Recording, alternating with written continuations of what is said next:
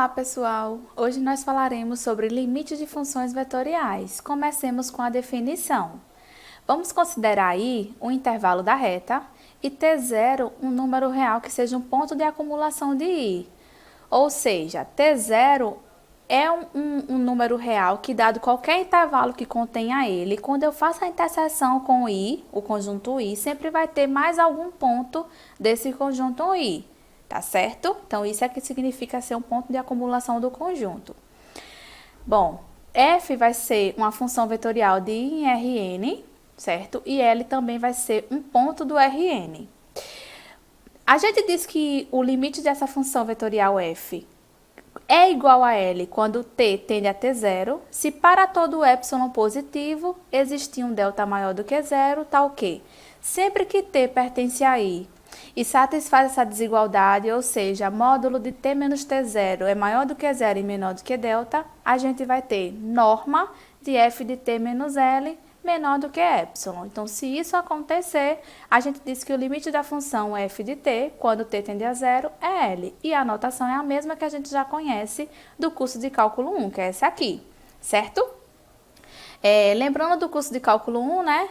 Lembra que t e t0 são números reais, então essa desigualdade aqui a gente já viu no curso de cálculo 1, que é equivalente a t ser maior do que t0 menos delta e menor do que t0 mais delta, com t diferente de t0, porque aqui eu só tenho esse módulo sendo maior do que zero, né? Se fosse maior ou igual a zero, eu teria o caso que t pode ser t0, mas como eu não tenho, por isso que eu excluo ele aqui na definição de limite, certo?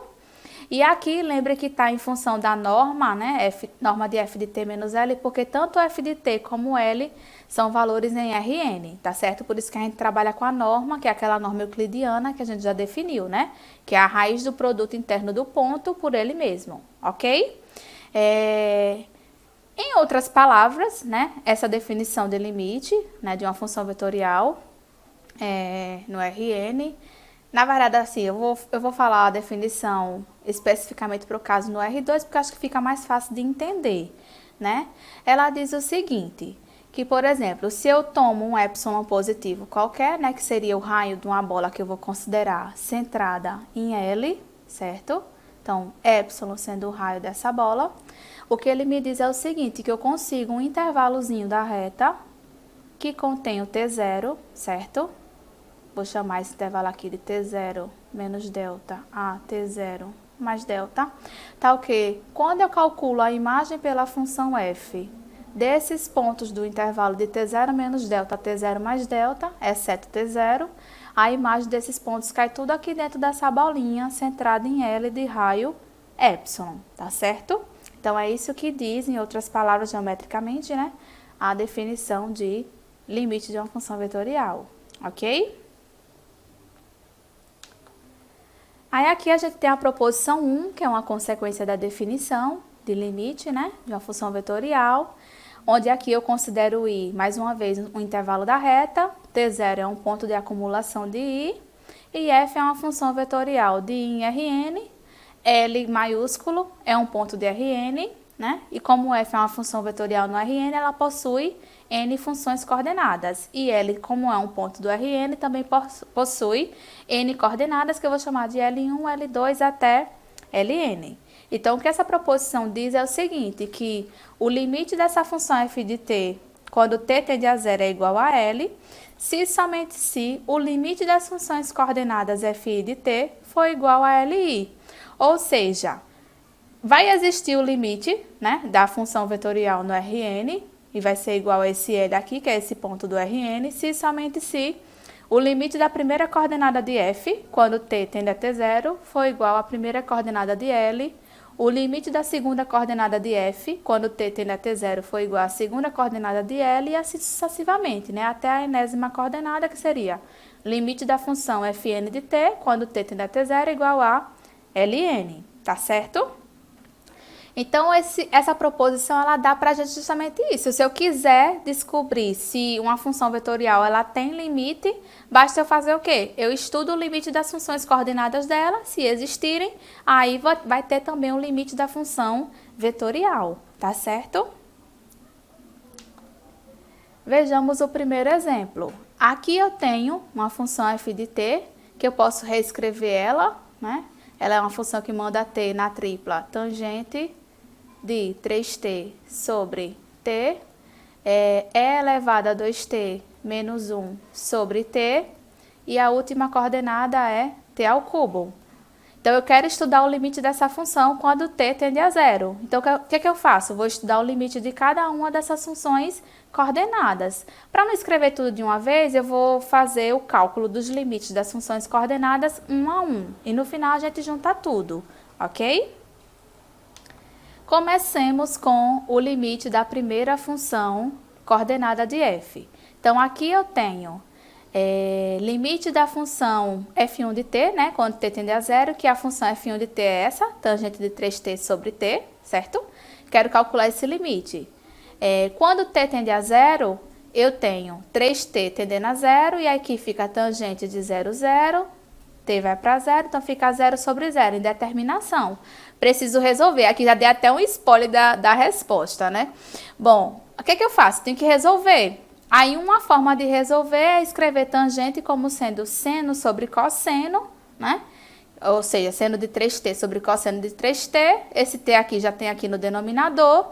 E para poder a gente aplicar o limite fundamental, que é esse aqui de cima, né? O limite de seno de t sobre t, quando t tende a zero, que a gente sabe que vale 1. Aí a gente precisa ter o que está dentro aqui do argumento da função seno ser igualzinho no denominador e ambos indo para zero, né? Para poder aplicar esse limite.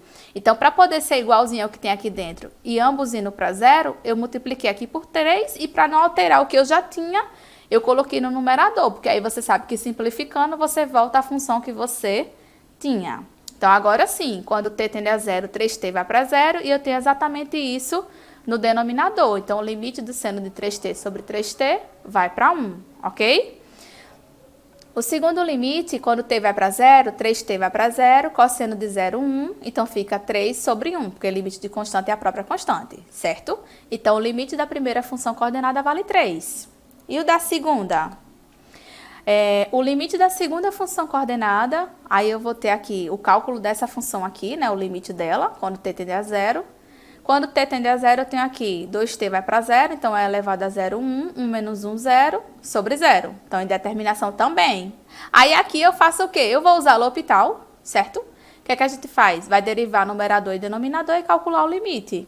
Então, quem é a derivada do numerador? Derivada de constante é 0, então vou me preocupar só com a derivada de e elevado a 2t. Isso aqui é uma função composta, onde a função de fora é elevada a t e a de dentro a 2t, certo?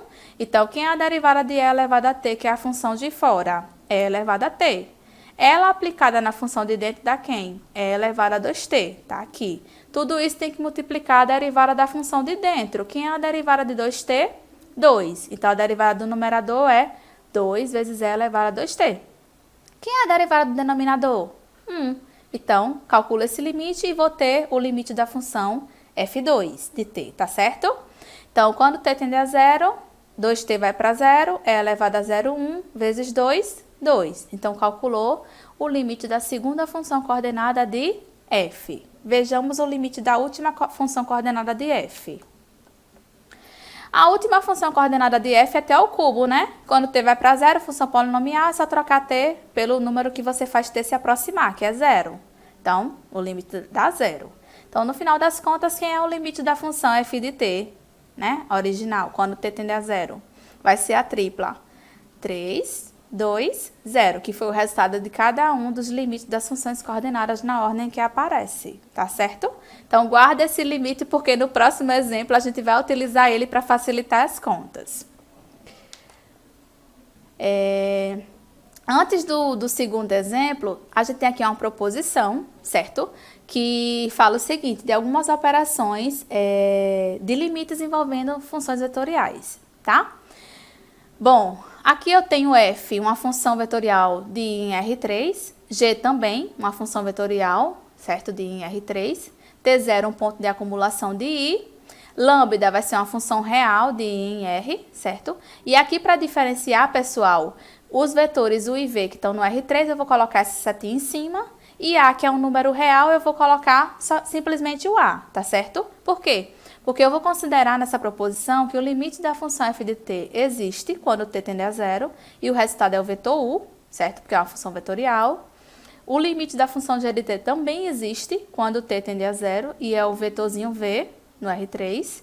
E o limite da função real lambda de t quando t tende a zero dá um número real a, tá certo? A partir disso, a gente vai ver que tem 4 propriedades específicas para o limite, tá? De funções vetoriais. Bom, a primeira delas é o limite da soma ou da diferença de duas funções vetoriais. Bom, eu sei que a função f e a função g, elas possuem limite nessas funções vetoriais, então o limite da soma é a soma dos limites e o limite da diferença é a diferença dos limites, tá? Como o limite de f era o vetor u e o limite da função g era o vetor v, então esse resultado, se for a soma, né, vai ser u mais v. Se for diferença, vai ser u menos v, ok? No segundo item, a gente tem aqui o limite da função escalar, ou função real, né, lambda, vezes a função vetorial f. Então, aqui eu tenho, quem é esse limite de uma função escalar multiplicada por uma função vetorial? Vai ser o produto dos limites, né? Então, aqui eu tenho o limite da função lambda, que a gente sabe que é a, tá aqui, vezes o limite da função f, que é a função vetorial, que a gente sabe que é u, tá certo? Já no caso de eu quiser calcular o limite do produto de funções vetoriais, aí já muda um pouquinho, porque quem vai ser o limite do produto interno de funções vetoriais? Vai ser o produto interno dos limites, tá certo? Então, o que é que eu faço aqui? Se eu quiser calcular o limite do produto interno de duas funções vetoriais, eu calculo cada um dos limites separadamente e depois eu pego o resultado e faço o produto interno entre os resultados, tá certo? Quanto ao produto vetorial, o limite do produto vetorial de f por g vai ser igual ao produto vetorial dos limites, né? Do limite de f pelo limite de g. Vejamos o exemplo 2. Então, aqui eu tenho f de t, né? Essa função que a gente já tinha trabalhado no exemplo 1, né? Já tinha calculado o limite dela, que a gente viu que era a tripla 3, 2, 0. E agora eu tenho essa função g de t, né? Que manda t nessa tripla. E quero calcular o limite da soma e quero calcular também o limite do produto interno entre elas, né? Então, a gente vai fazer o quê? Vai calcular o limite de cada uma, né, separadamente, e depois aplica a regrinha que a gente acabou de ver, certo? Lembrando que o limite da função f a gente já calculou, não vou calcular novamente, já vou considerar o resultado, que é a tripla 3, 2, 0. Pronto. Então, vamos calcular o limite da função g de t quando t tende a zero, né? Então, eu já sei que é calcular os limites das funções coordenadas de g quando t tende a zero para poder verificar o resultado do limite da função g, tá certo? Então, vamos calcular cada um separadamente. A primeira função coordenada de g é a g1 de t, que é essa raiz aqui, de t mais 3 menos raiz de 3 sobre t. Quando t tende a zero, esse numerador vai para a raiz de 3 menos raiz de 3, que é zero, e o denominador também, indeterminação. Precisamos eliminar a indeterminação, certo? Então, racionalizei. Racionalizando, então a gente vai ficar com o limite de quem? Do quadrado que aqui é o produto da diferença pela soma, né? Então, quadrado do primeiro termo menos o quadrado do segundo. Resumindo, isso vai ficar igual a 3 mais 3 menos 3. Cancelando 3 com menos 3, sobra só o t, né? No numerador. O denominador continua esse produto. Simplifico o t do numerador com o t do denominador, já que aqui é um produto. E calculo o limite resultante, que é o limite de 1 sobre esse denominador. Quando t tende a zero, o denominador vai para a raiz de 3 mais raiz de 3, que é 2 raiz de 3. O numerador é constante, então o limite de constante é a própria constante. Então, calculamos o primeiro limite. Então, a primeira função coordenada de g tende a 1 sobre 2 raiz de 3 quando t tende a zero. Vamos para a função agora g2 de t. A função g2 de t é a função 3t, polinomial. Quando t tende a zero, então o limite dessa função é 3 vezes 0, que é 0, tá? Então, calculamos o limite da segunda função coordenada de g. E o terceiro? A terceira função coordenada é 1. Limite de constante é a própria constante. Então, qual é o resultado do limite da função de g? É a tripla de coordenadas 1 sobre 2 raiz de 3 0 e 1. Pronto. Agora a gente já tem o limite da f e da g. Então, agora é só calcular o que a gente quer, que é o limite da soma e o limite do produto interno. Então, o limite da soma é só somar os dois limites, né, resultantes. Então, somo e tem aqui o limite da soma. E o limite do produto interno é o produto interno dos limites. Então, faz o produto interno, né? Então, vai ficar a primeira coordenada do resultado do limite de f, que é 3, vezes a primeira coordenada do limite da g, que é isso aqui, 1 sobre 2 raiz de 3, né? Então, 3 vezes 1 sobre 2 raiz de 3, mais 2 vezes 0, mais 0 vezes 1. 0, 0, então fica só 3 sobre 2 raiz de 3. É isso, pessoal. Espero que tenham gostado. Até a próxima aula.